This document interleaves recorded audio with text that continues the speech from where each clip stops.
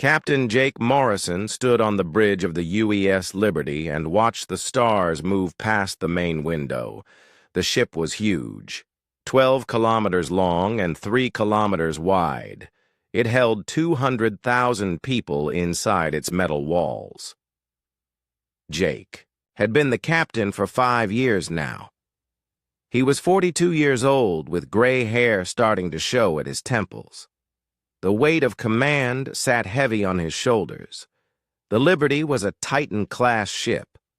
Only 12 of these giant vessels existed, in all of human space. Each one cost more money than most planets made in a year. The ship had thick armor plating that could stop almost any weapon. Inside, it carried enough supplies to feed its crew for 10 years, without stopping anywhere. Jake walked to his command chair in the center of the bridge. Around him, his crew worked at their stations. The bridge was quiet, except for the soft hum of computers and the occasional beep of incoming messages. Through the large windows, space looked peaceful. But Jake knew that peace would not last much longer. Commander Ben Walsh approached the captain's chair. Ben was Jake's second in command and his best friend. They had served together for 15 years. Ben was shorter than Jake, with brown hair and smart eyes behind thick glasses. He carried a data pad in his hands. "Captain, we just got new orders from Earth Command," Ben said. His voice was serious. 3 more mining stations have gone silent in the Kepler frontier." Jake took the data pad and read the report. The Kepler frontier was a region of space, on the edge of human territory. It had rich asteroid fields full of metals that Earth needed. Human companies had built dozens of mining stations there over the past 10 years. Now those stations were disappearing one by one. "How many is that?" "Now?" Jake asked. 17 stations in the past month," Ben replied. "Each one just stopped sending messages. When our scout ships arrive, they find empty space. No wreckage, no signs of fighting. The stations are just gone." Jake frowned. He had been expecting this mission for weeks. Earth Command had been sending smaller ships to investigate, but they found nothing. Now they were sending the Liberty. When Earth Command sent a Titan-class ship, it meant they expected serious trouble. Lieutenant Amy Rodriguez sat at the communications station nearby.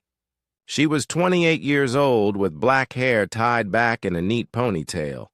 Amy had joined the crew 2 years ago after graduating from the Space Academy at the top of her class. She was one of the best pilots Jake had ever seen. "Captain," Amy called out. "I'm getting a message from the frigate Defender. They were escorting a supply convoy to New Dallas Colony." Jake turned toward her. "Put it through." The main screen flickered and showed the face of Captain Nick Barnes. Nick looked scared. His small frigate was damaged. Sparks flew from broken equipment behind him. "Liberty, this is Barnes. We were attacked by unknown vessels. They came out of nowhere. Strange ships, unlike anything in our databases. They used some kind of weapon that drained our power. Our engines stopped working. Our weapons went dead. We barely escaped." Jake leaned forward in his chair. "How many ships attacked you?" "At least 50, maybe more. They were long and thin, like insects. They moved in perfect formation. When they fired, our entire power grid shut down. If the convoy hadn't scattered, we would all be dead or captured." Ben stepped closer to Jake. "Captain, that matches reports from other attacks. Ships that look like bugs. Weapons that drain power instead of causing explosions." Jake nodded. He had read those reports. Someone was attacking human settlements with technology that Earth had never seen before. The attackers were organized and they had advanced weapons. This was not pirates or rebels. This was something much worse. Barnes, get your ship to the nearest base for repairs, Jake ordered. Send us all your sensor data from the attack. All ready. Transmitted, Captain. Liberty, be careful out there. These things are not human. I don't think they're friendly. The transmission ended. The bridge fell silent. Jake stared at the main screen, thinking hard. In his gut, he knew this was the beginning of something big, something that could change everything for humanity. Dr. Lisa Parker entered the bridge from the rear door. She was the ship's science officer and expert on alien life. Lisa was 35 years old with red hair and green eyes. She had studied every known alien species in the galaxy. There were not many. Humans had only met 3 other intelligent races since leaving Earth. All of them had been peaceful. Captain, I've been studying the attack patterns, Lisa said. She carried a tablet with star charts displayed on the screen. These attacks are not random. Someone is targeting our most important mining stations, the ones that produce rare metals for our shipbuilding. Jake took the tablet and looked at the chart. Red dots marked the locations of destroyed stations. Lisa was right. The attacks formed a pattern. Someone was trying to cut off Earth's supply of materials needed to build more ships. They're testing us, Jake said quietly. Seeing how we respond, learning about our capabilities. Ben nodded. It's what I would do before starting a war. Hit the enemy's supply lines, see what kind of ships they send to investigate. Amy turned from her station. Captain, we're getting another transmission. This one is from Earth Command. Admiral Murphy wants to speak with you directly. Admiral Kate Murphy appeared on the main screen. She was Jake's commanding officer and one of the toughest people in the Earth fleet. Kate had gray hair and cold blue eyes. She had been fighting wars in space for 20 years. Jake, the situation is getting worse. We just lost contact with the entire New Dallas system. That's 50,000 colonists. I'm ordering you to Kepler Space immediately. Find out who is doing this and stop them. Jake straightened in his chair. Admiral, do we have any idea who we're dealing with? Kate's expression was grim. Our best guess is that it's a new alien race, one we haven't met before. Intelligence thinks they might be from outside our region of space. Jake, if these attacks continue, Earth's expansion will stop. We can't build new ships without those mining stations. Understood, Admiral. How much force am I authorized to use?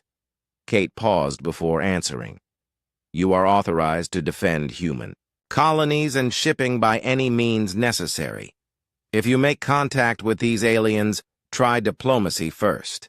But Jake, if they won't talk, or if they keep attacking our people, you have permission to respond with full military force. The transmission ended.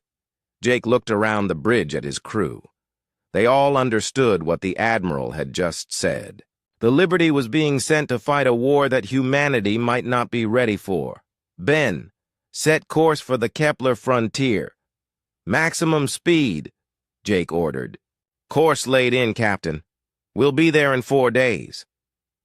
Jake settled back in his command chair. 4 days to prepare for whatever was waiting for them. He hoped it would be enough time. Deep in his heart, he knew that the next few days would change the course of human history forever. The Liberty dropped out of faster-than-light travel at the edge of the Kepler system. Jake Morrison stood on the bridge and stared at the scene before them. His heart sank as he saw what waited in space ahead. Hundreds of alien ships surrounded the human colony of New Dallas. The ships were long and thin, like giant insects floating in the darkness. They had a yellow-green color that reminded Jake of old bones. Each ship was about half the size of a human cruiser, but there were so many of them that they blocked out the stars. "Count them," Jake ordered. Ben Walsh worked at his station, using the ship's sensors to scan the alien fleet. "I'm reading nearly 1,000 ships, Captain. They're arranged in a perfect sphere around the colony planet." Amy Rodriguez checked her communications board. "Captain, I'm picking up transmissions from the colony. The aliens are jamming most signals, but some are getting through. The colonists are scared but still alive." Jake felt relief wash over him. At least the aliens had not destroyed the colony yet. That meant they might be willing to talk. Maybe this could end without fighting. Dr. Lisa Parker moved to Jake's side. She had been studying the sensor readings of the alien ships. "Captain, these vessels are unlike anything in our databases. They appear to be grown rather than built. I'm detecting organic materials mixed with metal components. It's like they're part machine and part living creature." "Any signs of weapons?" Jake asked. Ben looked up from his station. "Yes, sir. Each ship has what looks like energy projectors. Based on the reports from our attacked convoys, these are probably the power-draining weapons." Jake nodded and walked to the center of the bridge. He had to make a decision. Earth Command had ordered him to try diplomacy first, but with 1,000 enemy ships facing his single vessel, talking might be the only option anyway. "Amy, open a communication channel to the alien fleet. Broadcast on all frequencies." "Channel open, Captain." Jake took a deep breath. "This is Captain Jake Morrison of the Earth ship Liberty. We come in peace. We wish to speak with your leaders about the attacks on our colonies." For several minutes, there was no response. Then the main screen flickered and showed the face of an alien creature. Jake tried not to show his shock at what he saw. The alien looked like a giant insect. Its head was triangular with large black eyes that reflected light like mirrors. 2 long antennas moved constantly on top of its head. Its mouth had sharp teeth that clicked together when it spoke. The creature wore what looked like living armor that pulsed with a soft green light. "I am Admiral Vextar of the Zephyrian Empire," the alien said. Its voice was high and scratchy, like metal scraping against metal. "You will surrender your territory to the Empire immediately. Your species will serve the Empire or be destroyed." Jake felt anger rise in his chest, but he kept his voice calm. "Admiral, we are not here to surrender. We want to talk about why your ships have been attacking our colonies. Perhaps we can find a peaceful solution." Vextar's antennas twitched rapidly. Behind him, other aliens moved around what looked like a living bridge made of organic material. "There is no discussion. Lesser species serve the Empire. This is the natural order. You will submit or face annihilation." Dr. Parker stepped forward. "Captain, let me try. I've studied alien psychology." She faced the screen. "Admiral Vextar, we mean no disrespect to your empire, but humans have always been free. We cannot simply give up our independence." The alien, Admiral, made a sound like angry buzzing. "Free? You dare claim equality with the Empire? Your species crawled from a single planet while the Empire has ruled 1,000 worlds for 10,000 years. You are insects compared to us." Jake's temper flared. "We will not bow to any empire. Humans bow to no one." The moment Jake said those words, he knew he had made a mistake. The translation system between their ships had been working, but something went wrong. Vextar's eyes grew wider, and his antennas stood straight up. "You claim superiority over the Empire?" Vextar's voice rose to a shriek. "You believe your pathetic species is better than those who rule the galaxy?" "No, that's not what I meant," Jake said quickly, but it was too late. Behind Vextar, other aliens began making angry clicking sounds. Jake could see that his words had been understood as an insult to their entire civilization. The translation had made it sound like humans thought they were better than everyone else in the galaxy. Dr. Parker tried to explain. Admiral, there was a translation error. The captain meant that humans value their freedom, not that we think we're superior to other species. But Vexitar was no longer listening. "Commander Clixana," he called to another alien off-screen. "Prepare the fleet for attack. These humans have shown their true nature. They are a threat to the natural order and must be eliminated." The transmission cut off suddenly. Jake stared at the blank screen, knowing that his attempt at diplomacy had failed completely.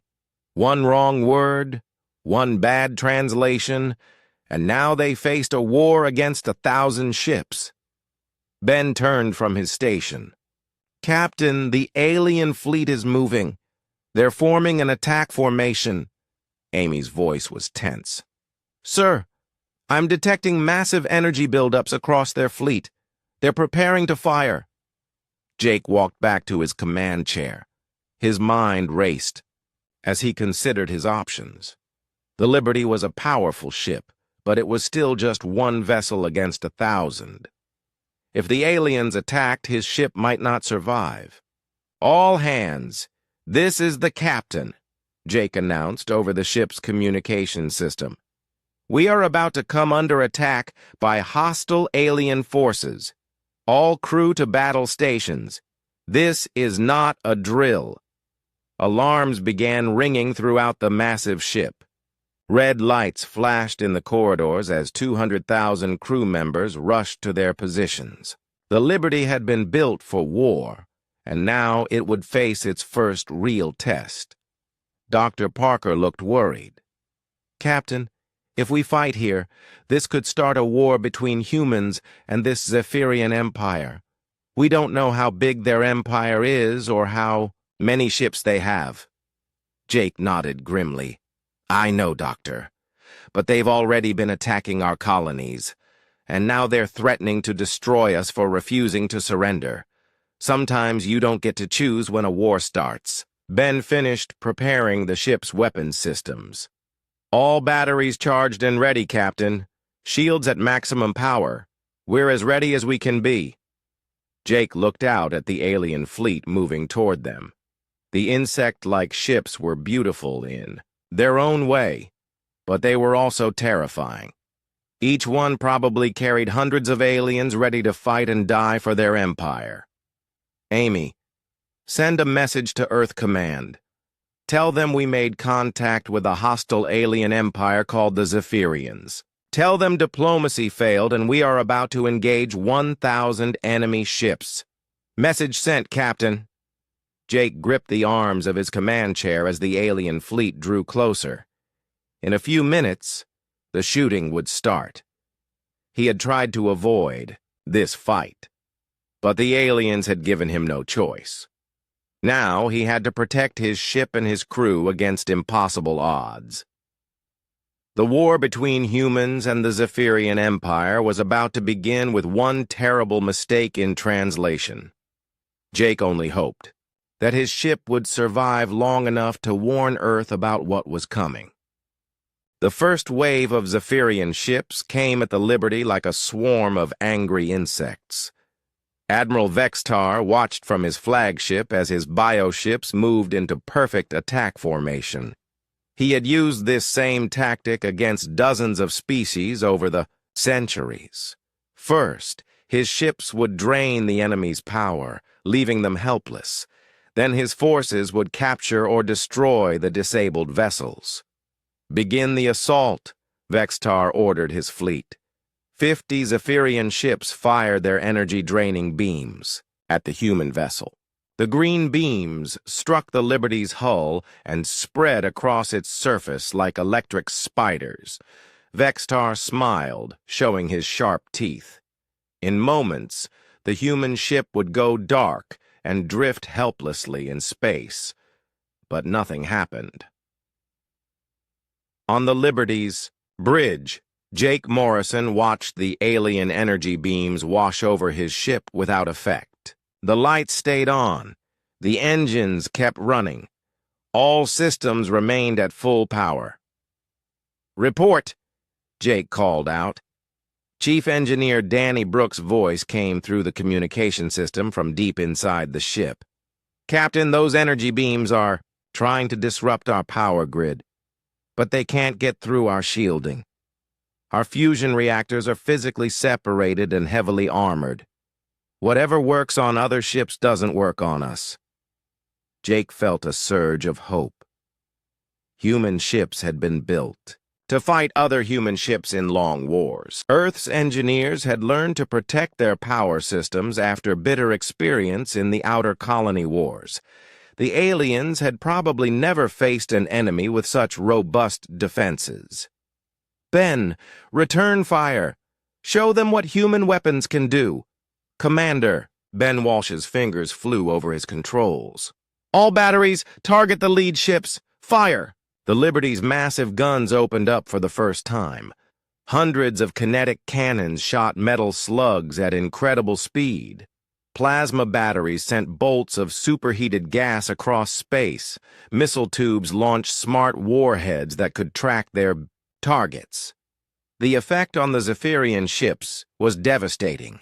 The alien bioships had thin hulls designed for speed and maneuverability. They were not built to take heavy fire. The human weapons tore through their organic armor like paper. Explosions lit up space as Zephyrian ships died. The aliens had expected their enemy to be helpless after the first attack. Instead, they found themselves facing a fortress that could not be stopped. "Impossible," Vextar whispered as he watched his ships being destroyed. "Their power should be drained. They should be defenseless." Commander Klixna turned to his admiral. The smaller aliens' antennas were shaking with fear. "Sir, our weapons have no effect on their ship, but their weapons are destroying us easily. We must retreat." But Vextar's pride would not let him run. The Zephyrian Empire had never lost a battle. He would not be the first admiral to flee from a single enemy ship. Send in the second wave. All ships. Attack with everything you have. 200 more Zephyrian vessels charged toward the Liberty. They fired their energy beams and launched living missiles that twisted through space like snakes. The human ship disappeared behind a wall of green fire and organic projectiles. When the light faded, the Liberty was still there. Its thick armor had absorbed the attack without serious damage. Jake's ship had been built to survive in wars where both sides had powerful weapons. The alien attacks were like throwing rocks at a tank. "Danny, damage report," Jake called to his chief engineer.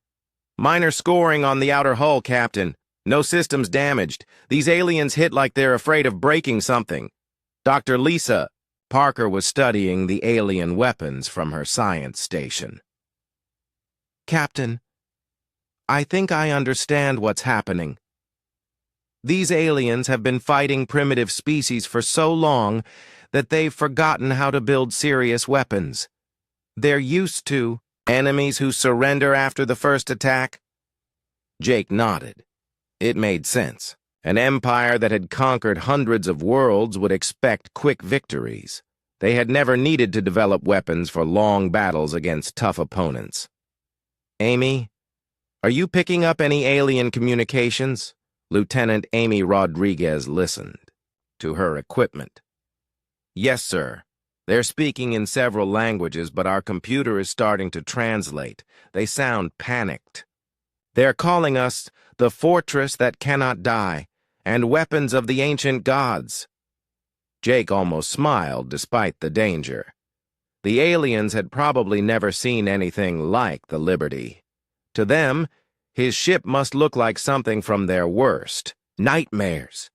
"Sir," Ben called out, "the alien fleet is regrouping for another attack, but they're keeping their distance now." On his flagship, Vexitar stared at the human vessel in growing horror. He had thrown 300 ships at one enemy and lost over 100 without causing any real damage. His energy drain weapons were useless. His biomissiles barely scratched the human armor. "What manner of beings are these humans?" he asked. "Commander Clixena." "Unknown, sir. But their ship is unlike anything in our records. It appears to be built for extended warfare against powerful enemies." Vextar's mind raced. The Zephyrian Empire had ruled through fear and superior numbers. They had never faced an enemy that could match their technology and exceed their firepower. The humans had turned his advantage into a weakness. "Admiral," another officer called out, "long-range sensors detect something approaching, multiple large contacts." Vextar looked at his displays and felt his blood turn cold. 11 more ships, like the Liberty, were dropping out of faster-than-light travel at the edge of the system. Each one was the same massive size, bristling with the same terrible weapons. On the Liberty, Jake watched his reinforcements arrive. Admiral Kate Murphy had sent the entire Titan-class fleet to support him. 12 of humanity's most powerful ships now faced the alien armada. "This is Admiral Murphy on the Constitution," a voice came through the communications. "Jake, we got your message about hostile aliens. Looks like you've been having fun without us." Jake felt relief wash over him. Kate Murphy was the best fleet commander in human space. With her leading the other Titan-class ships, they had a real chance of winning this fight. "Glad to see you, Admiral. The aliens seem surprised by our capabilities." "I can see that.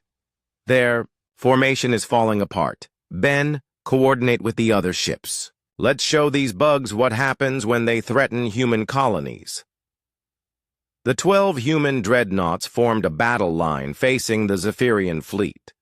Even though they were outnumbered almost 100 to 1, the humans now held the advantage. Their ships were tougher, their weapons more powerful, and their crews better trained for real warfare. Vextar watched the human formation and knew he faced defeat. But the pride of the Empire would not let him surrender. He had to attack, even if it meant the destruction of his entire fleet. "All ships, advance, for the glory of the Empire." The Zephyrian fleet moved forward in one final desperate charge. 1,000 bioships against 12 human dreadnoughts. The battle that would change the galaxy forever was about to begin. Jake Morrison sat in his command chair and watched the enemy approach. He had tried to avoid this fight, but the aliens had given him no choice. Now he would show them the true power of humanity unleashed. The 12 human Titan-class ships spread out in a defensive formation as the Zephyrian fleet charged toward them. Admiral Kate Murphy commanded the battle from her flagship, the Constitution. She had fought in more space battles than any other, human alive, but she had never faced odds like this before. "All ships, this is Murphy. Hold formation and wait for my command. Let them come to us." Jake Morrison acknowledged the order from the Liberty's bridge. Around him, his crew prepared for the largest space battle in human history. The alien fleet looked like a green cloud moving toward them, with nearly 1,000 bioships arranged in perfect attack formations. Commander Ben Walsh studied his tactical display. "Captain, at current speed, the aliens will reach weapons range in 3 minutes. "Good," Jake replied. "That gives us time to soften them up first." The human ships had a major advantage in weapons range, while the Zephyrian energy drain beams worked best at close distance. Human kinetic cannons and missiles could strike targets from much farther away. Admiral Murphy planned to use this advantage. "All ships, prepare long-range bombardment. Target the center of their formation." The Titan-class dreadnoughts turned their massive guns toward the approaching enemy. Each ship carried enough firepower to destroy a small fleet. Together, They represented the most concentrated military force humanity had ever assembled. Dr. Lisa Parker worked at her science station, analyzing the alien fleet composition. "Captain, I'm detecting at least 50 different ship designs in their formation. It's like they built their fleet from conquered species technology." "That makes sense," Jake said. "An empire that size would have absorbed dozens of different shipbuilding traditions." Amy Rodriguez monitored alien communications from her post. "Sir, I'm picking up coordinated signals across their fleet. They're using some kind of hive mind communication system. All ships respond to orders instantly." Ben frowned at his display. "That could be a problem. No confusion or delay in their commands." "It could also be a weakness," Jake pointed out. "Cut off the head and the body dies." Admiral Vextar watched the human ships from his flagship at the center of the Zephyrian formation. The 12 enemy vessels looked small compared to his massive fleet, but he had learned not to underestimate human technology. His earlier attack had failed completely, costing him hundreds of ships. "All vessels, maintain attack formation," Vextar ordered. "We will overwhelm them with numbers. Even their powerful weapons cannot stop 1,000 ships." Commander Klixna was not so confident. "Admiral, perhaps we should reconsider. These humans are clearly more advanced than we assumed. Maybe we could negotiate?" Vextar's antennas twitched angrily. "The Empire does not negotiate with lesser species. We have ruled this galaxy for 10,000 years. No single planets. Children will defeat us." But privately, Vextar was worried. His energy-drain weapons had proven useless against human shields. His bio-missiles barely scratched their armor. The humans seemed to have solutions for every Zephyrian advantage. "Sir," another officer called out, "we're entering the humans' maximum weapons range." Vextar was about to order the attack when space around his fleet exploded with light and metal. Admiral Murphy had given the order to fire.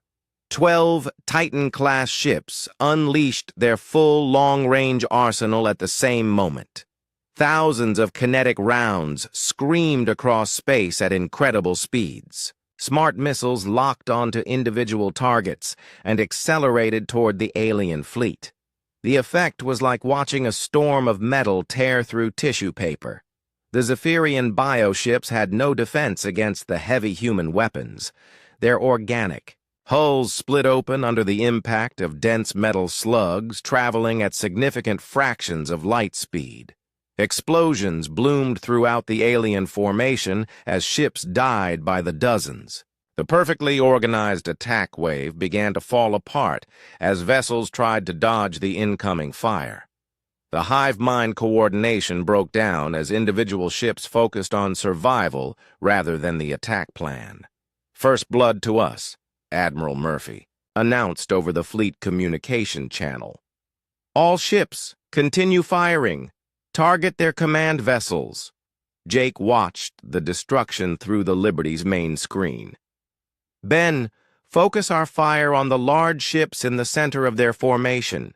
Those look like command vessels." The human bombardment continued for 2 minutes, tearing huge gaps in the Zephyrian fleet. By the time the surviving alien ships reached close combat range, they had lost over 300 vessels without firing a shot in return. Vextar's flagship shook as human weapons struck its hull. His bridge crew worked frantically to keep their bioship functioning as explosions echoed through the organic corridors. "Damage report!" Vextar demanded. "Hull breaches on decks 7 through 12, an officer replied. "Primary weapons offline. Life support failing in sections 4 and 8. Vextar realized that his flagship was dying around him. The humans had targeted the command ships first, trying to disrupt Zephyrian coordination. It was a smart tactic that showed these aliens understood warfare better than any species the Empire had faced.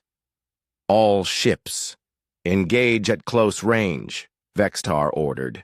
Use ramming attacks if necessary. We must break their formation.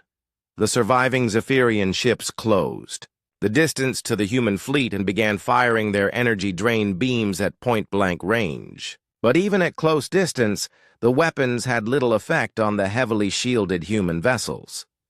Jake felt the Liberty shudder as dozens of alien ships concentrated their fire on his hull. "Danny, how are we holding up?" Chief Engineer Danny Brooks' voice came through with a note of amazement. "Captain, they're hitting us with everything they have, but our armor is holding. These aliens fight like they're afraid of damaging their own equipment." Dr. Parker had been studying the alien attack patterns. "Captain, I think they're used to capturing ships intact rather than destroying them. Their weapons are designed to disable, not kill." "Well, that's their mistake," Jake said grimly. "Ben, return fire. Show them how humans fight."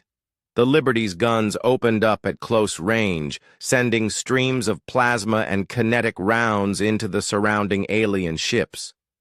At this distance, even the smallest human weapons could penetrate Zephyrian hulls. The bioships around the Liberty began dying rapidly. Across the battle zone, the same scene repeated itself. Human ships surrounded by dozens of alien vessels, taking minimal damage while destroying everything around them. The Zephyrians' numerical advantage meant nothing when their weapons could not penetrate human defenses. Admiral Murphy coordinated the battle from the Constitution's bridge. She had seen many fights in her career, but never anything like this. The aliens were brave. She had to give them that. They kept attacking even as their fleet died around them. "All ships, prepare to launch fighters," Murphy ordered. Jake smiled when he heard the command. The aliens were about to discover another unpleasant surprise about human military technology. Launch bays opened along the sides of the 12 Titan-class ships. Hundreds of small craft poured out into space like angry hornets leaving their nest. Each fighter was larger than most alien vessels and carried enough firepower to destroy a cruiser. The Zephyrian fleet had no answer for the human fighters. Their remaining ships were already struggling against the dreadnoughts. Now they faced an additional enemy that could move faster and strike from any angle. Vextar watched his fleet dying and finally understood the truth. The Zephyrian Empire had grown, weak through centuries of easy victories. They had forgotten how to fight a real war against a real enemy. The humans, on the other hand, had clearly spent their entire history preparing for exactly this kind of battle. "Admiral," Commander Klixna said quietly, "we must retreat. If we lose the entire fleet here, the Empire will be defenseless." Vextar looked around his dying bridge. Half his crew was dead or wounded. His flagship was falling apart around him. In the space beyond, he could see the last few hundred ships of his once mighty fleet being systematically destroyed by human weapons. For the first time in Zephyrian history, an admiral of the Empire spoke the words of defeat. "All surviving ships, retreat immediately. Jump to hyperspace on my mark."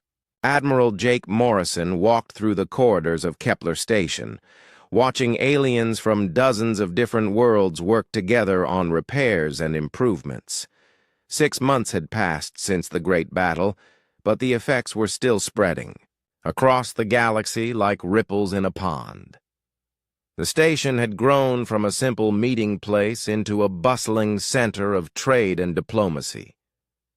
Crystalline beings with bodies like living diamonds worked alongside fungal creatures that communicated through chemical signals. Former Zephyrian slaves rebuilt their lives while their old masters learned to live as equals rather than rulers. But Jake knew that peace was fragile. Reports came in daily of conflicts in distant systems where different groups fought over the pieces of the fallen empire. Not everyone was happy with the new order that humanity had accidentally created. Dr. Lisa Parker met Jake at the Central Command Center. She had been promoted to head of alien relations and spent her days trying to understand the complex politics of galactic civilization. Her red hair was now streaked with gray from the stress of her new responsibilities. "Admiral, we have a problem," Lisa said, holding a data pad with urgent messages. "Long-range sensors have detected a massive fleet moving toward our sector. It's not Zephyrian." Jake took the pad and studied the sensor readings. The approaching ships were unlike anything in their databases. They were huge, dark vessels that seemed to absorb light rather than reflect it. Each ship was twice the size of a Titan-class dreadnought. "How many ships?" Jake asked. 57 large vessels, plus hundreds of smaller craft. They're moving, slowly but directly toward Kepler space. At current speed, they'll arrive in 10 days. Jake felt a cold weight settle in his stomach. Just when things were starting to stabilize, a new threat was approaching. He had hoped for at least a year of peace to build proper defenses for the region. Commander Ben Walsh approached from the tactical station. He had been promoted to Jake's second-in-command for the entire Kepler Defense Force. "Admiral, I've been analyzing the ship's design. They don't match any known species in our databases, but there's something familiar about their energy signatures." "What do you mean?" Jake asked. Ben pulled up a comparison chart on the main display. "Look at these power readings. They're similar to Zephyrian bioships, but much more advanced, like someone took their technology and improved it over thousands of years." Dr. Parker studied the data with growing concern. "Admiral, I think we need to contact Emperor Zixthul immediately. If these ships are related to Zephyrian technology, he might know who they are." Jake nodded reluctantly. He had been avoiding contact with the remaining Zephyrian government, hoping they would fade into history peacefully. But if a new threat was approaching, old enemies might become necessary allies. The communication with the Zephyrian homeworld took several hours to establish. When Emperor Zixthul finally appeared on the screen, Jake was shocked by how much the alien ruler had aged. The Emperor's once bright shell was now dull and cracked. His antennas drooped with defeat and exhaustion. "Human Admiral," the Emperor said in his scratchy voice. "I assume you contact me because you face the same doom that destroyed my ancestors long ago." "Your ancestors?" Jake asked. "Emperor, we need to know about the fleet approaching our sector. Our scans suggest they use technology similar to yours." The Emperor's black eyes reflected ancient fear. "They are the First Empire, the original Zephyrian civilization that ruled the galaxy 50,000 years ago. My people are merely their descendants who stayed behind when the First Empire departed for distant galaxies." Dr. Parker leaned forward. "Departed? Why did they leave?" "They grew bored with this galaxy after conquering everything in it. So they built great ships and went to find new worlds to rule in other galaxies. They promised to return someday to reclaim their old territory." Jake felt his blood run cold. "And now they're coming back?" "Yes. They return to find their empire in ruins and lesser beings ruling worlds that once belonged to them. They will not be pleased." Ben studied the tactical display showing the approaching fleet. "Emperor, how powerful are these First Empire ships compared to your old fleet?" The Emperor made a sound like bitter laughter. "My fleet was to theirs as a child's toy is to your great warships. The First Empire had 50,000 years to advance their technology while traveling between galaxies. They are gods compared to us." The communication ended, leaving Jake and his staff to absorb this terrifying news. An advanced alien civilization was returning to reclaim a galaxy they had abandoned long ago. Humanity had barely survived a fight against the modern Zephyrians. How could they face their far more advanced ancestors? Amy Rodriguez had been monitoring communications across the sector during the meeting. "Admiral, word is spreading fast about the approaching fleet. Panic is starting to set in on the outer colonies." Jake walked to the main viewing window and looked out at the ships docked around Kepler Station. Human vessels worked alongside alien craft from a dozen different species. They had all become friends and allies after the fall of the Empire. Now, they might have to fight together against an enemy none of them could defeat alone. "Ben, send messages to all our allies. Tell them what we've learned about the First Empire. We need to coordinate our defenses." "Sir, with respect, what defenses?" Ben asked quietly. "Our entire fleet is 12 Titan-class ships, plus maybe 100 smaller vessels from other species. The First Empire has 57 super dreadnoughts." Dr. Parker had been thinking about the problem from a different angle. "Admiral, maybe we're approaching this wrong. The First Empire has been gone for 50,000 years. They don't know about human technology or capabilities. They're expecting to find the same primitive galaxy they left behind." Jake turned to her with interest. "What are you suggesting, Doctor?" "They're probably planning to use the same tactics that worked 50,000 years ago. Quick intimidation followed by easy conquest. But those tactics failed against us when the modern Zephyrians tried them." Ben caught on to her reasoning. "You think we might be able to surprise them the same way we surprised Admiral Vextar?" "It's possible. Human military technology developed along completely different lines from galactic civilization.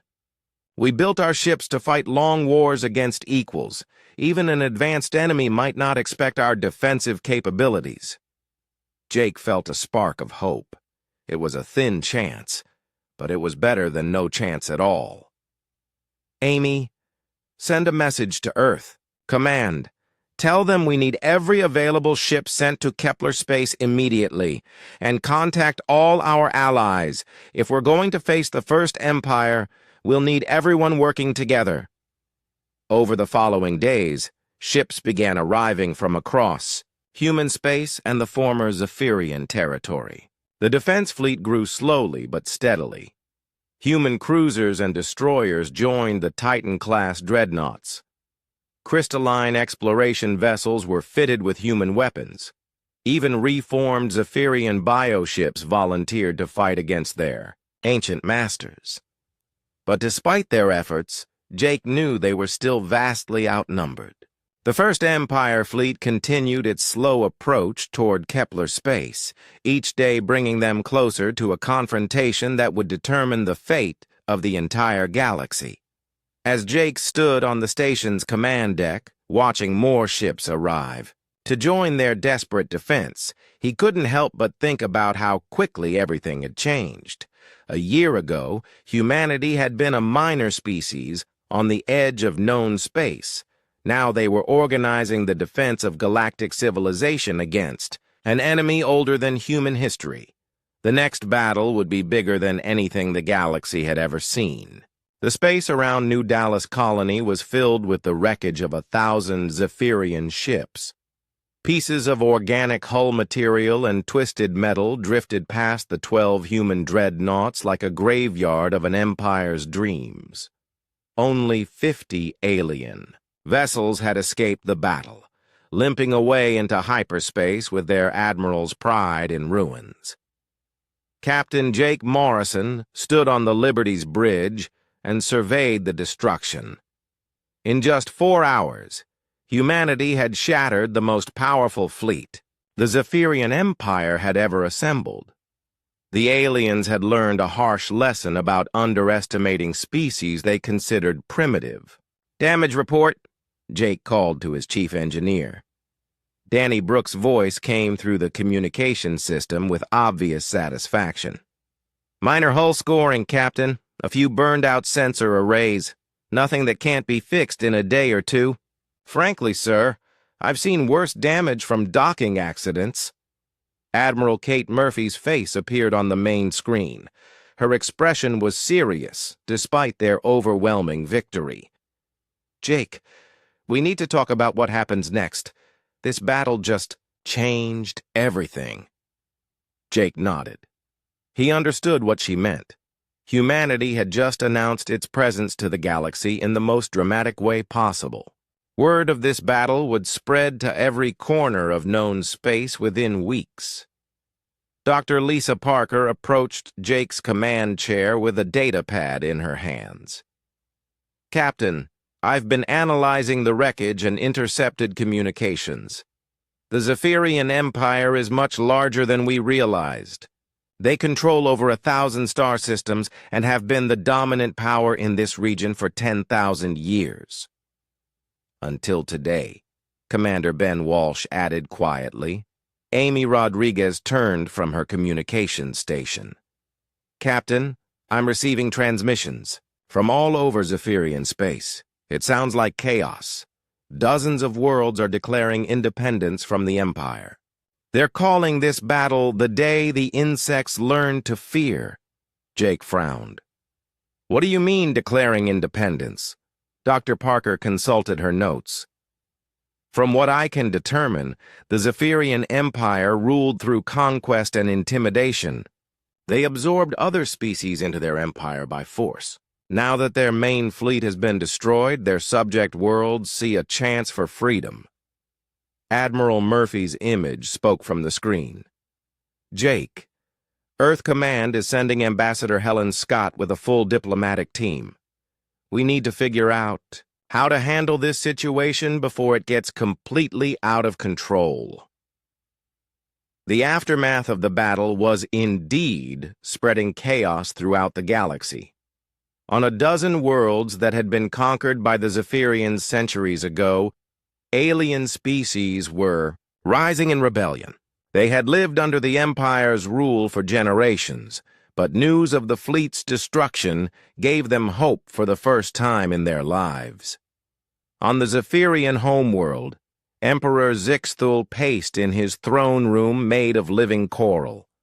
The massive, insect-like ruler had just received Admiral Vextar's report of the disaster. For the first time in his 1,000-year reign, the Emperor faced the possibility of defeat. How many ships do we have left? The Emperor demanded of his military advisors. Perhaps 2,000 scattered across our territory, Majesty, replied General Chektal. But most are old vessels used for patrol duties. Nothing like the main battle fleet that was destroyed. The Emperor's antennas drooped with despair. 2,000 ships to control 1,000 worlds. It cannot be done. Our empire is already falling apart. Back in the Kepler system, Jake was dealing with the immediate consequences of victory. Dozens of alien species were trying to contact the human fleet, offering alliance, trade deals, or simply asking for protection from Zephyrian revenge. This is getting out of hand, Ben observed as another communication request came in. We've got 17 different species all wanting to talk to us at once.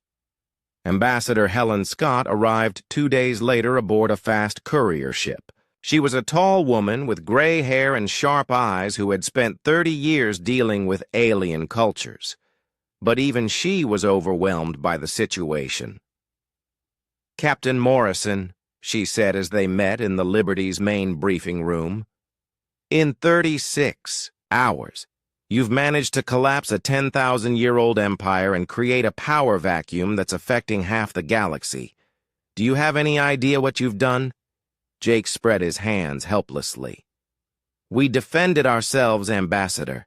They attacked our colonies and threatened our ship. We fought back.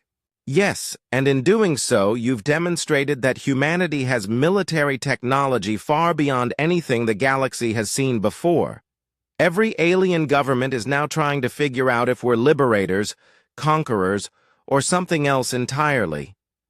Doctor, Parker joined the conversation. Ambassador, based on my analysis of Zephyrian culture and history, their empire was already unstable. They ruled through fear rather than loyalty. Once that fear was broken, collapse was inevitable. Ambassador Scott nodded grimly. That may be true, Doctor, but now we have to deal with the results. 47 different worlds have requested human protection. 16 species want to form military alliances with Earth, and at least 6 different groups are claiming to be the legitimate government of former Zephyrian territory. Over the following weeks, the situation continued to develop rapidly. The Zephyrian Empire split into dozens of smaller states as various worlds declared independence.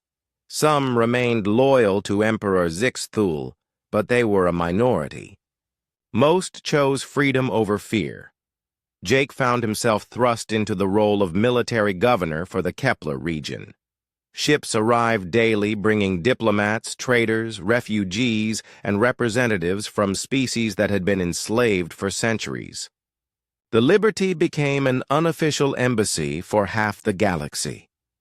"Captain," Amy reported one morning, "we have delegations from the Crystalline Collective, the Methane Breathers Alliance, and something called the United Fungal Republics, all requesting meetings today." Jake rubbed his temples. "I'm a ship captain, not a galactic diplomat.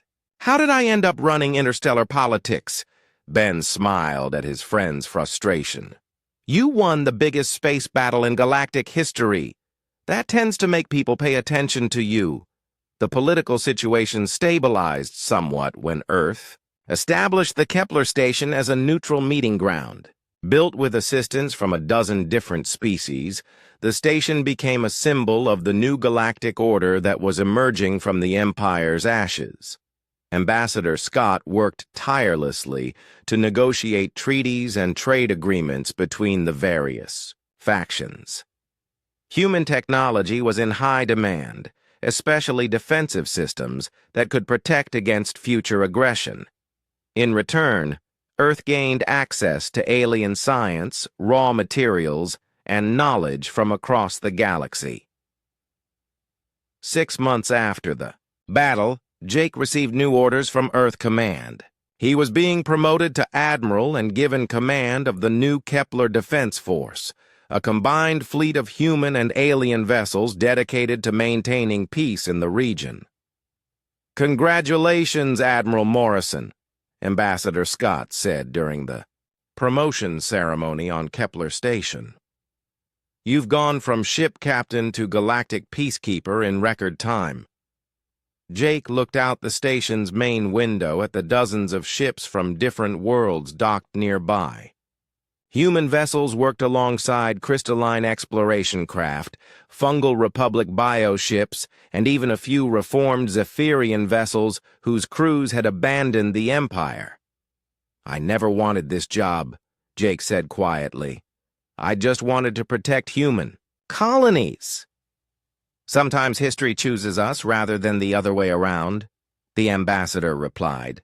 "Your actions that day changed the course of galactic civilization. Now we all have to live with the consequences." Jake nodded and thought about how one diplomatic mistake and one glimpse of human military power had reshaped an entire region of space. The galaxy would never be the same again, and humanity had found itself reluctantly cast in the role of galactic superpower. The age of the Zephyrian Empire was over. The age of humanity had begun. The first Empire fleet emerged from hyperspace at the edge of the Kepler system like dark shadows against the stars. Admiral Jake Morrison watched from the Liberty's bridge as 57 massive ships took position in perfect formation. Each vessel was a kilometer longer than his own Titan-class dreadnought and seemed to drink in light rather than reflect it. "My God," Commander Ben Walsh whispered as he studied the sensor readings. "Each of those ships has more firepower than our entire fleet combined." The Allied Defense Force had grown to nearly 300 vessels, but Jake knew they were still hopelessly outmatched. Human ships formed the core of the fleet, supported by crystalline science vessels, reformed Zephyrian bioships, and craft from a dozen other species. It was the largest combined fleet in galactic history, but it looked tiny compared to the approaching enemy.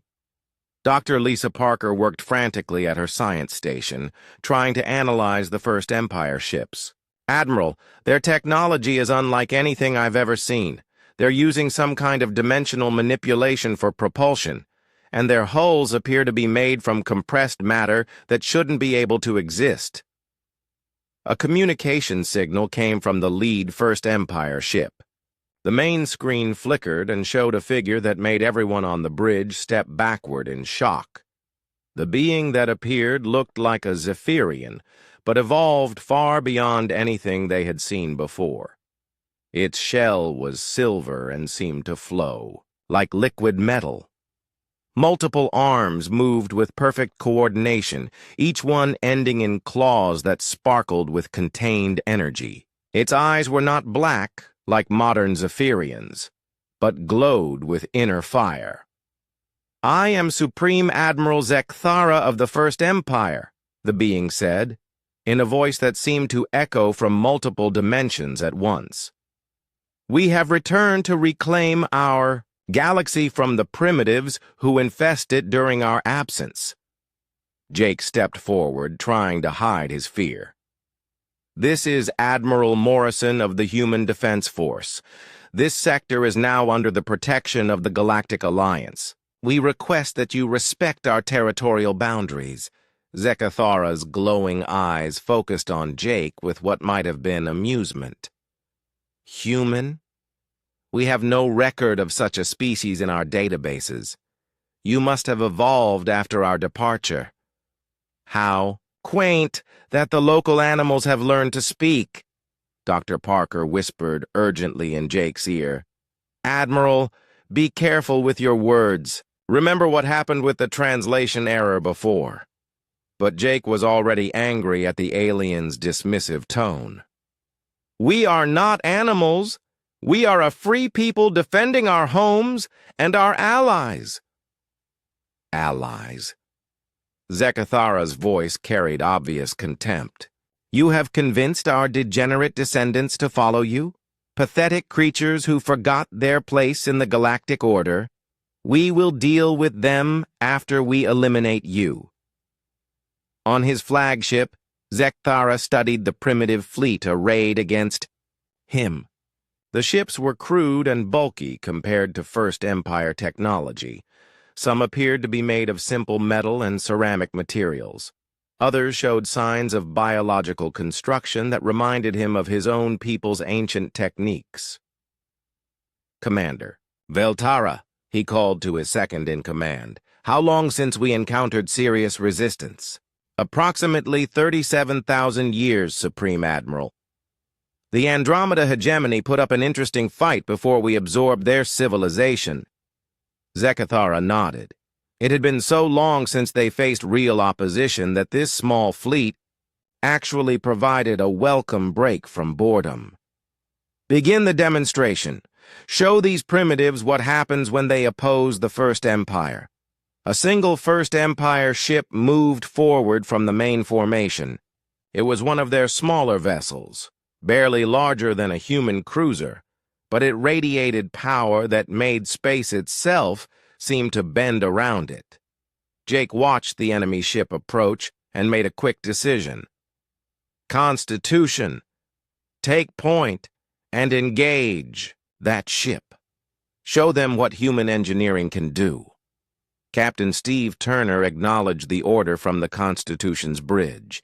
His Titan-class ship moved forward to meet the First Empire vessel in single combat. The two ships faced each other across 1,000,000 kilometers of empty space. "All ships, prepare to observe and learn," Jake announced to the fleet. "Whatever happens here will tell us how to fight the rest of them." The First Empire ship fired first. A beam of pure energy lanced out across space, striking the Constitution's shields with tremendous force. The human ship's protective barriers flared and sparkled, but held firm against the assault. Captain Turner returned fire with every weapon his ship carried. Kinetic rounds and plasma bolts struck the alien vessel, but the attack seemed to have no effect.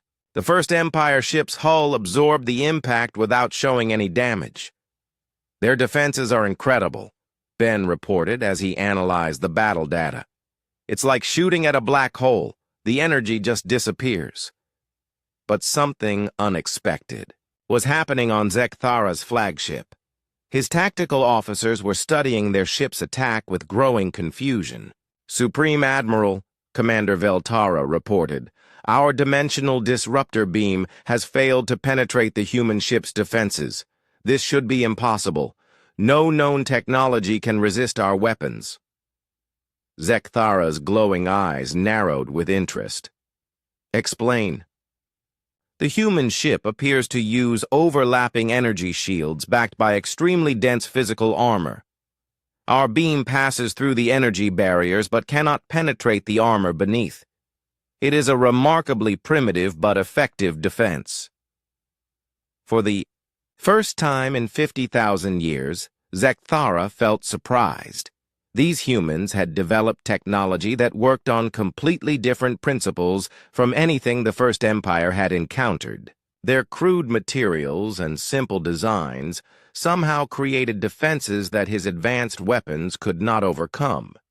The battle continued for an hour with neither ship able to seriously damage the other. The Constitution's weapons could not penetrate First Empire defenses, but the alien ship could not break through human armor either. Finally, both vessels pulled back to analyze what they had learned. Jake felt a mixture of hope and concern. "We can survive their attacks, but we can't hurt them either. This is going to be a very different kind of battle." Dr. Parker had been studying the engagement data. "Admiral, I think I understand what's happening. The First Empire has spent 50,000 years fighting highly advanced enemies with sophisticated defenses. They developed weapons to overcome energy shields and exotic materials. But human ships use simple, crude defenses that their weapons aren't designed to handle," Ben added, catching on to her reasoning. "Exactly. It's like using a laser to cut through diamond, but the laser can't affect plain steel.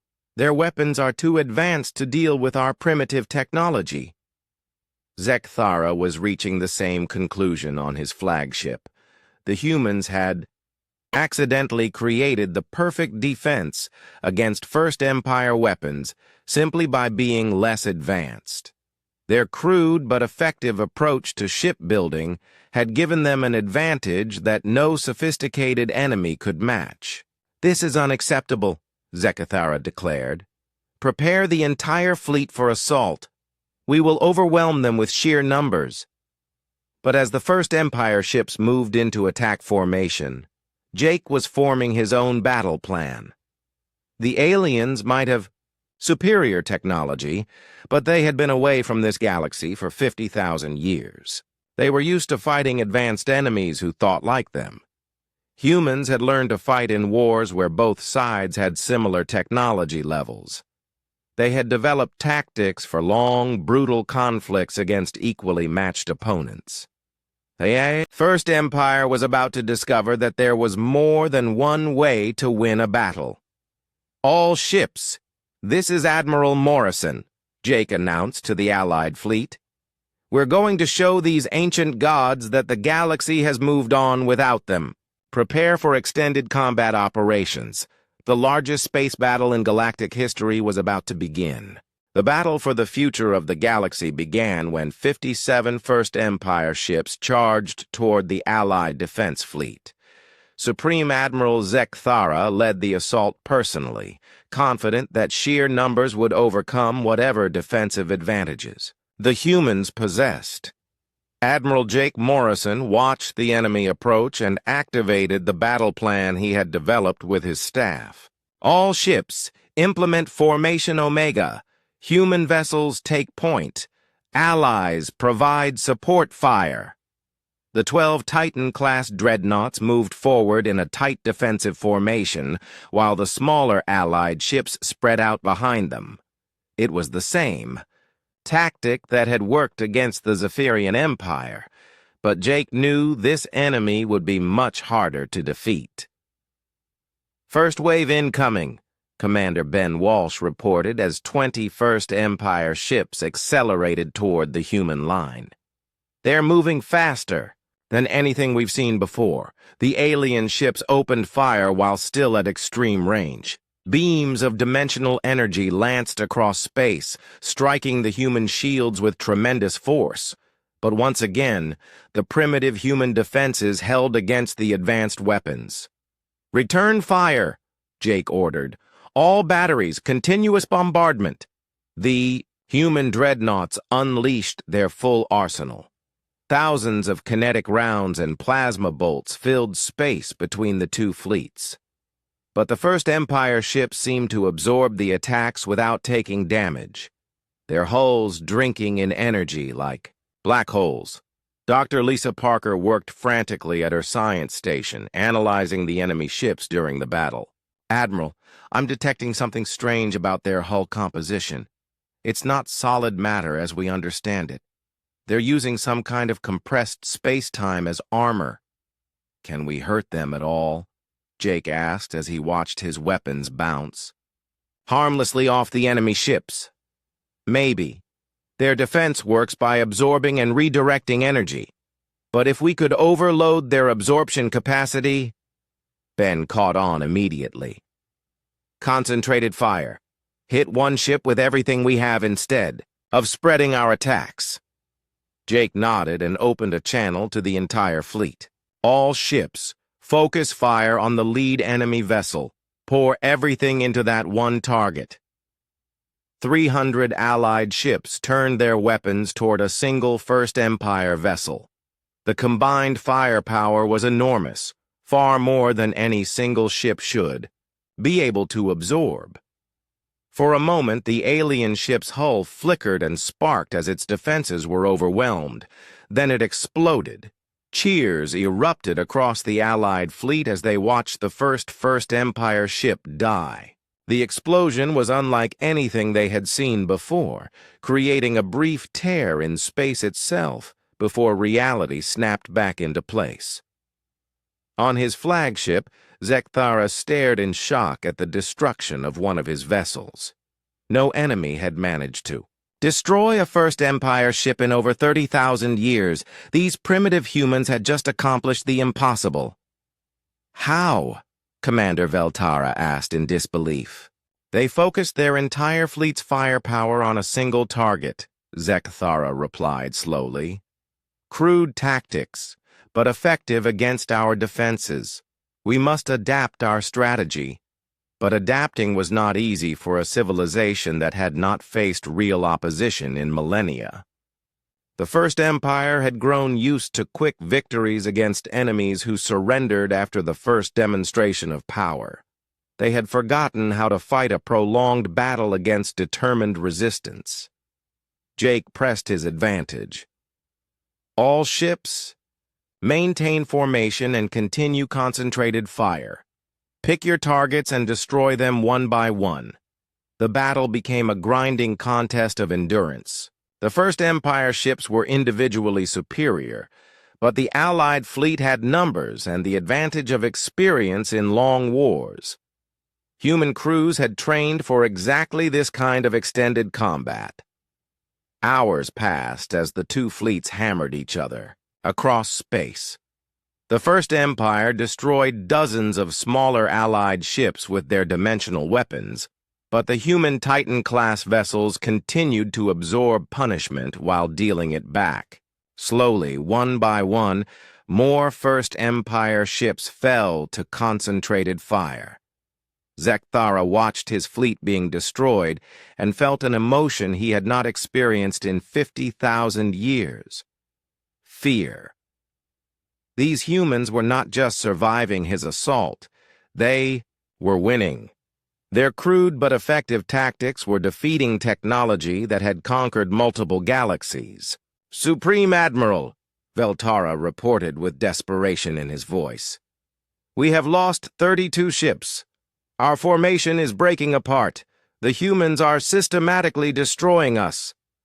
Zekthara looked around his bridge at crew members who had never known defeat.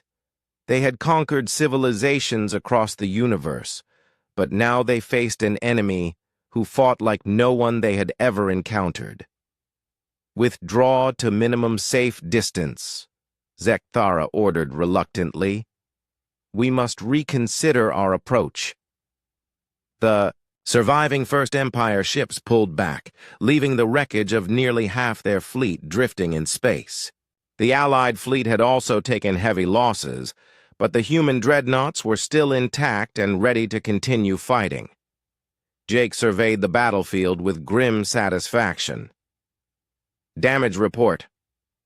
"We've lost about 100 smaller ships," Ben reported. "But all 12 Titan-class vessels are still operational. The aliens are retreating." Dr. Parker was analyzing the wreckage of destroyed First Empire ships. "Admiral, their technology is incredibly advanced, but it's designed for fighting other highly advanced enemies. They never expected to face an opponent using such basic but effective tactics."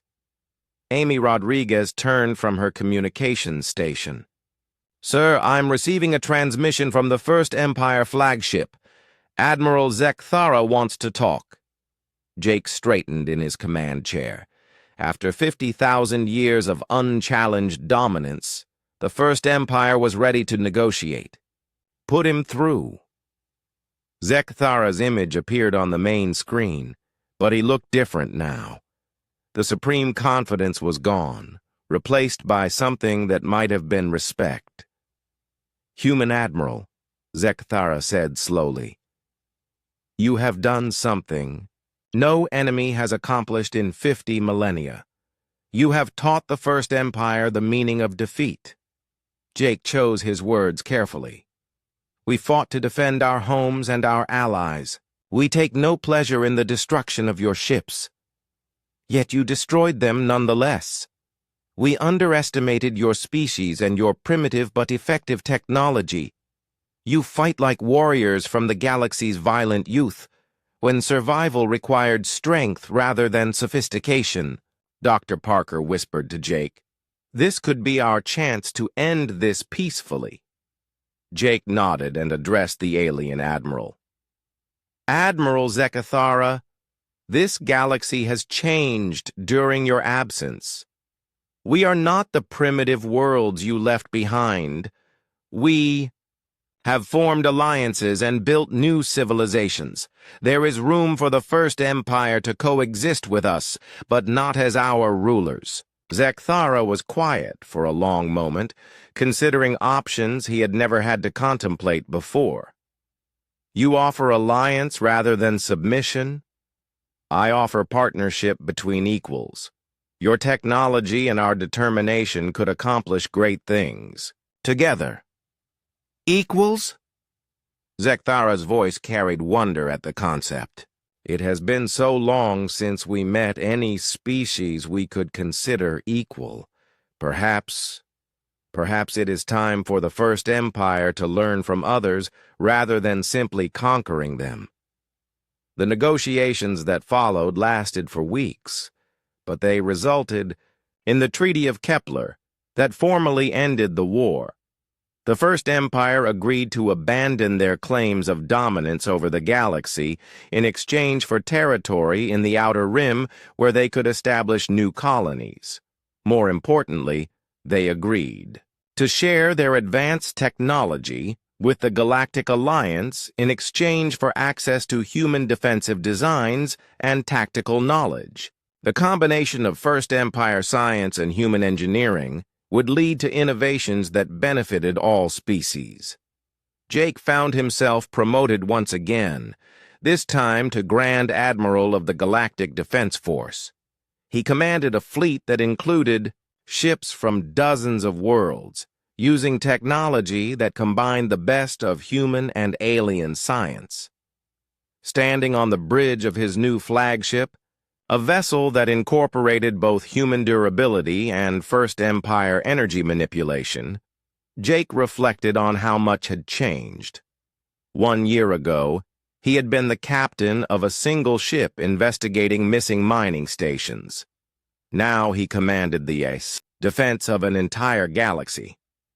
Ben Walsh, now promoted to Fleet Admiral, joined him at the main viewing window. Any regrets about how things turned out?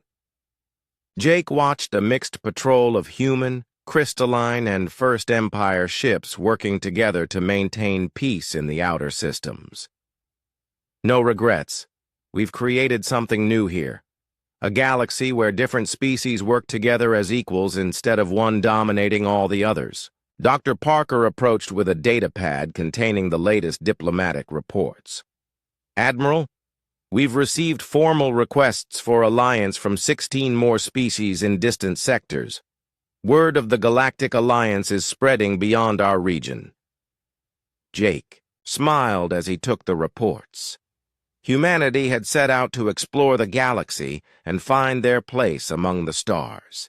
Instead, they had accidentally become the foundation for a new kind of galactic civilization based on cooperation rather than conquest. The age of empires was ending. The age of alliance had begun, and it had all started with one glimpse of human, military technology, and one mistake that changed everything. As Jake looked out at the stars, he knew that the galaxy would never be the same. But perhaps that was exactly what it needed.